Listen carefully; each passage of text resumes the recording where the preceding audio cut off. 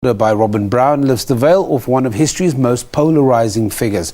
Up to now, not a lot was known other than the obvious that he made a fortune from diamonds and gold, became Prime Minister of the Cape and had a country named after him. Author Robin Brown joins me now in studio to share his insights. Robin, thank you very much for joining me on Morning Live. Thank you. Let's talk about the obvious, because obviously when you started putting this book together, there was a perception of Cecil John Rhodes, and in this book you blow a lot of theories out of the water. He was a very complex character. He was an extremely complex character. I mean, I started the book 7 years ago. I was given a copy of Lewis Mitchell's Life of John Rhodes, which was the first autobiography. In it, it had two interesting things. The rest of it was as boring as any book could be. But it had two interesting things. First of all, that Rhodes worked from original papers. And secondly, that he reported that Rhodes lived by the rules of his secret society until he died. Because initially, the secret society was dismissed as a kind of infantile fantasy. But Rhodes was still following the principles when he died. Talking about the creation of the secret society, there's a determination, and you start very early off talking about he was a relentless character. There was something about his character that he would never stop. He always had this drive, whether it was the various businesses, whether it was the various networks that he set up, how he was able to place people around him that strategically could advance him forward. From the letters, the interactions that you've been able to see, what kind of character was Rhodes? Well, he was very driven, but he was also very devious. He invented different characters. I mean, the most classic one was Rhodes carried around in his pocket the meditations of Marcus Aurelius. And when he was in Kimberley, in the early days, I mean, he got there when he was 19, he was always seen brooding, and he got the reputation of a great swot. So he goes to Oxford, age 20, paying for it himself because he's made enough money out of the diamond mines. Goes to Oxford. What does he do? Nothing. He becomes a complete playboy. He goes drinking at the Bullingdon Club. He dresses in Oxford bags. He has a little pouch of diamonds. With diamonds, yeah. Which he shows and boasts with to all his pals. Hardly gets a decent degree of awe, was very nearly kicked out for not going to enough lectures and going to the races. So here's this number 2 Rhodes, and there's already been a couple already. What is it about this character? Because when you read it, you can't believe it. You can't believe, one of the things you talk about is homosexuality and his kind of first introduction to it, going back to England and being introduced, and this idea that you needed to have a wife with children, but that it was ring-fenced around wealth. He was just an oddball character. He was an ice cream maker. We talk about the agricultural machines that he bought, that he won the tenders for to save the two rivers.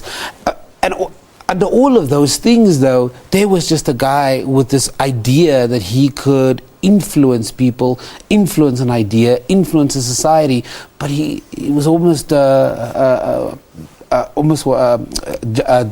Captain Jack Sparrow in many ways. Oh yes, no, exactly.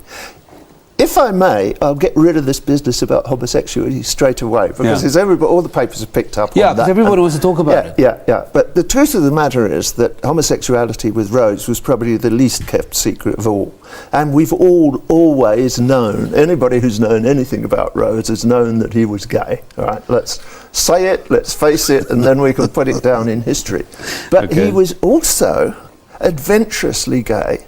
And he actually obviously had quite a good time being gay, because he always used to take either one of his angels or his lambs, as they were known as, to England, and he took them all to the big parties. There were these young South African lads, really not raised in anything, and there was this one famous occasion which I remember, where he took him to the party. The Lord came up to Rhodes and said, "Why do you bring these young louts here? This one's just about broken my hand," when he shook it. And Rhodes looked at the guy and he said, "Yeah, but you haven't seen how he handles mules." One of the other things I wanted to ask you is, was he a racist? You've got to judge people in their time. And I mean, you will find lots of references which would indicate that Rhodes was a racist. But in his time, he was known as a nigger lover, believe it or not, also as a Boer lover, both of which were kind of completely anti what they thought about in England. And there is this one famous piece of paper which I think actually sums it up, where Rhodes was asked what was a civilized man, and his answer was, it's a man with enough education to be able to write his name, who has some property, and who is not a loafer. Now, it's interesting with the word loafer because he also extracted anybody who was a loafer from his own family will, and actually included the army in that.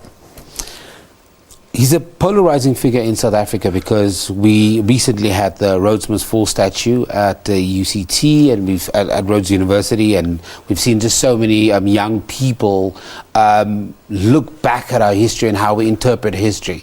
That influence now, if you look at it, just maybe today, if you had to articulate it today, Rhodes' influence in still modern society.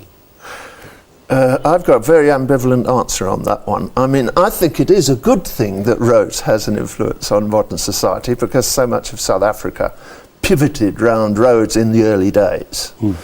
I have a personal ambivalence about statues. I think they're all a bit grandiose and triumphant, and it might well be a better idea to put them all in a grand hall of statues. But what you can't do is pull down the history with the statue. You're always going to have people like me coming along and go, dig, dig, dig, dig, and there'll be more history at the end of it than there was to start it.